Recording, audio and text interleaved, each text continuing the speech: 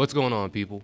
Welcome back to another episode of the FF Ballbusters podcast. My name is Will, and today we're going to be going over our rookie report going into NFL Week 4. Before we get into that, though, make sure you guys hit that subscribe button, hit that notification bell. We got a lot of watch hours, not a whole lot of subscribers, so we want to try to even that out a little bit, and you guys can help us out with that. So hit that subscribe button, hit that notification bell so you know whenever we drop our latest content. But with that being said, let's go ahead and get into it. The first rookie we're going to talk about, Mr. Josh Downs of the Indianapolis Colts. It's seeming like he's pretty legit. His production hasn't really been making a difference in terms of fantasy, except for maybe full PPR leagues maybe. But, his target share has increased each week, and this week's going over 25%. It's very exciting to see in Dynasty, and in redraft leagues, you're definitely holding him in that point because you're hoping that he can have sort of a, Jarvis Landry-esque season. Josh Downs, proven to be one of the more reliable targets out there in Indianapolis, so definitely have him on your radar. And Zay Flowers for the Ravens, once again leading the team in target share, but the usage is still kind of gadgety, so it's weird. He's got a 30% target share, but only a 15% air yard share, so we're hoping that they can get him deployed in more useful, more creative ways, get him out there more, but, it's just going to come with time. Moving on to the next games, we got the Titans and the Browns. The only notable rookie we're really going to talk about here is Tyjae Spears. He outsnapped Derrick Henry again this week, and Derrick Henry kind of had one of the worst weeks in his career. We may be witnessing the fall of the Yeti just a little bit, and with that being said, Tyjae Spears stocks are definitely going up as Derrick Henry stocks go down, so definitely keep an eye on that situation right there. But also, the fact that we're going up against the Browns defense too, they've been off to a historic start this season. Let's not look at it as an indicator that Derrick Henry's getting worse, but let's just keep an eye on the situation itself because they have been playing all lights out this year so far. Taking a look at the next game for the Falcons and the Lions, obviously we got some notable rookies here. Bijan Robinson, real quick, he's the truth. That's all I really got to say. He's doing everything he's supposed to do out there. For Detroit, on the other hand, my boy Sam Laporta, he is exactly who I thought he was, and I'm so excited to say that. 11 targets out of 31 total for the team, 8 catches, 84 yards, and a touchdown. He is a top 6 tight end for the rest of the season until we see otherwise. I just don't understand what else he could be. Also, Jahmyr Gibbs was the clear lead back with no David Montgomery. We thought that Craig Reynolds might get a little bit more burn. Even Zonovan Knight might get a little bit more touches, but no, they gave the lion's share, pardon the pun, to Jahmyr Gibbs. He wasn't used in the receiving game more, but, wasn't a very competitive game, but we hope that he'll be involved more in those competitive games. But if anyone is panicking after those 3 sort of, lackluster performances, you would say from a fantasy perspective, I would definitely buy in on Jahmyr Gibbs because the team does trust in him. It's just a matter of what week he's going to pop, really. Taking a look at the next slate of games, we got the Saints and the Packers. For the Packers, Luke Musgrave should be the tight end 1 in fantasy right now, but, Jordan Love keeps overthrowing him, keeps missing him a lot, so I think there's bright days ahead for Luke Musgrave, especially with just his target share in this offense. Also, Jaden Reed looks pretty good as well, so yeah, hopeful things for the Green Bay offense in terms of these rookies that are out here. Next slate we got out here, Texans and Jaguars. Tank Dell season, bro. We've been kind of lightly saying it since the season started. We knew that CJ Stroud asked for him to get drafted there. We don't take a whole lot of stock into stuff like that because it doesn't really matter at the end of the day. The coaches are going to play who they play. The schemes are going to go who they get schemed to. But Tank Dell seems to be a guy that has a lot of CJ Stroud's trust. And he has the most receiving yards for a rookie throughout the first 3 weeks in Texans team history. That means more than DeAndre Hopkins and Andre Johnson, just to put that into perspective. He led the team in targets each of the last 2 weeks, and his first read target share has increased each week. Week 1, it was 14.8%, week 2, 21.2%, and week 3, 31.6%. So that is extremely encouraging to see, and this connection between the two is just special. So we had him as a stash last week, and we hope you listened because I don't know if you guys have him on your team this week. He's probably pretty expensive in fab from what I've seen from a lot of the reports. So, yeah. And then taking a look at Jacksonville, Tank Bigsby was able to find his way back to the field, was able to get a goal line attempt and score. Wasn't really able to do a whole lot in this game. That's pretty much all he did right there, but it's just something to say that he is still going to be involved in this offense. I guess he's out of the doghouse this week, and he's going to end up limiting Travis Etienne quite a bit in terms of that goal line opportunity. But Tank Bigsby, he's somebody to look forward to going down the stretch. He's going to end up being involved in this offense. I think they're just trying to get him as comfortable as they can before they get him involved. Moving on to one of the more exciting, is that really the word, games of the week? Broncos and the Dolphins, who put up 70 points. We didn't do a recap this week because we had some technical difficulties, but I just want to talk about how insane that is. And someone who was a big benefactor of that, Mr. Devon A-Chain, finally got his opportunity in this offense, and he took it.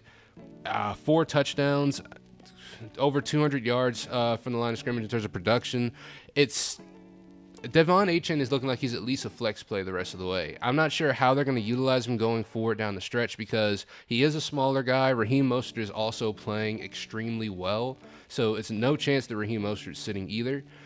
So it's just a matter of, is this going to be a 1A, 1B type of situation, or was this just Devon A-Chain popping in an opportunity where, it was a blowout win? The encouraging thing is he was playing early into the game, so it's not like they put him in once they were up big and he just played garbage time minutes only. I feel like everybody on that team kind of played garbage time minutes. It was kind of a garbage time game. But with that being said, Devon A-Chain's definitely a flex play. It's looking like going forward. This offense is on fire. If you got people who are willing to buy Devon A-Chain for a crazy price, I would definitely take a look into it, just because this isn't a situation where he is the alpha running back. He is sharing the backfield, and it's tough to tell if he's going to be able to keep doing this down the stretch. So right now, his value, I feel like it's as high as it might ever be. 50 points from a rookie, you might be able to get something crazy in a trade. So don't block out the idea of trading Devon A-Chain. Definitely look into it if there's people that are interested. But also don't try to force it. Don't give up too little for Devon A-Chain because he should be at least a weekly flex play. And then taking a look at the Broncos side of the ball, there's not much to talk about except Marvin Mims. They need to give him more routes, to be honest with you. He's been one of the more successful receivers on this team this season and in recent history. So I think Marvin Mims, he's kind of deserving that extra chance. So I'm hoping they give him that opportunity. Moving to the next slate, Chargers and the Vikings. Quentin Johnson does not look like he's quite ready to play out there on the field. I think Brandon Staley has also kind of made those statements where his best case scenario would be Quentin Johnson sitting this season and kind of learning more. He's still kind of raw, still kind of learning the game, still kind of learning the playbook. So Quentin Johnston, he's worth a speculative ad in redraft leagues if you don't have him on your team already. Obviously in Dynasty we're holding because we're just hoping that he develops more and more.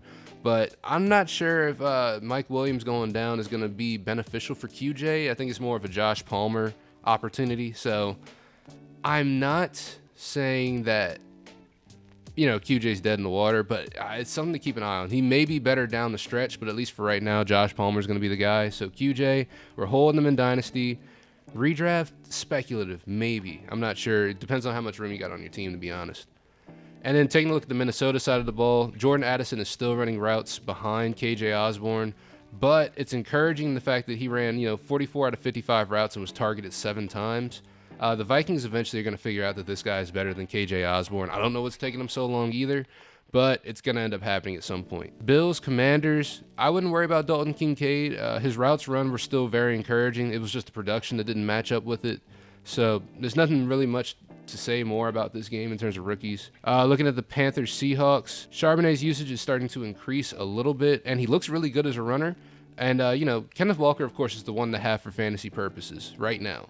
But Charbonnet could end up making sort of a push. We talked about this in previous weeks where right now in the depth chart, Zach Charbonnet is the RB3. Kenneth Walker, then DJ Dallas, then, Zach Charbonnet, with DJ Dallas handling a majority of the passing down work. I feel like that's going to end up shifting at some point in this season. It's just a matter of, Zach Charbonnet getting used to the speed of the game, just getting out there more, getting more comfortable. He's going to probably be in that 1B to Kenneth Walker's 1A. So, but right now, Kenneth Walker's the guy. But Zach Charbonnet has been encouraging, to say the least. And also with JSN, we're staying patient. We got to keep in mind he did just break his wrist a month ago, and he's playing alongside 2 of the best receivers in the league. 2 great receivers in the league. I like to rag on DK Metcalf a lot, but he is a very competent wide receiver, and obviously Tyler Lockett has been one of the most consistent in recent memory. So he's separating at an elite level. His yards per route run is pretty low, and it's not as encouraging as like other rookies, like say a Tank Dell, who's out there performing right now. But brighter days will be ahead for JSN. Hold on to JSN. Don't let him go. I feel like things are going to turn around at some point pretty soon. Taking a look at the Bears versus the Chiefs. This is a blowout right here, so it's not much to really talk about on the Bears side of the ball. Obviously, there's Roschon Johnson, who was involved this game, but not able to do much. Nobody really was able to do much. But taking a look at the Kansas City side of the ball, Rashee Rice could be a good buy. Could be a good buy low in some deeper leagues. He's seeming like the most talented receiver out of just everybody in this group. But I don't really want to rely on any of these receivers. But if I had to pick one that I think would develop and become sort of a favorite target of Patrick Mahomes, he's already kind of the second most targeted person on the team behind Travis Kelce.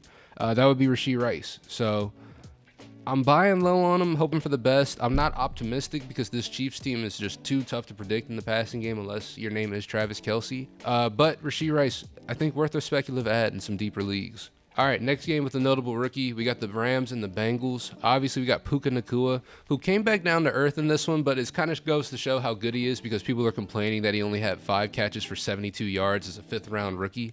That stat line is pretty impressive considering how much LA kind of struggled in this one. Matt Stafford threw 2 picks and was just kind of fighting for his life the entire game. So it was good to see that Puka, even though in a really bad game, still able to put up a good fantasy performance. So that's encouraging to at least say. But that's actually going to round out our list. Thank you guys so much for watching. As always, make sure you hit that subscribe button, hit that notification bell so you know when we drop our latest videos. Hit that like button. It's absolutely free and it's the best way to get our stuff out there. And hit the comments down below. Let us know who you agree with, disagree with. If there's anybody you felt like we left off of this, if there's anybody you feel like deserves a little bit more respect. I feel like there's some rookies who were left off of this list too, but let us know down in the comments below. And check out the links in the description to all of our sponsors, Dynasty Owner, the Fantasy Football League winners, our partners over there, and our sponsors, Sleeper, and also our sponsors that do numbers for some cool merch and hoodies. But with that being said, if you guys made it this far into the video, as always, we love you, and we'll catch you in the next one. Peace.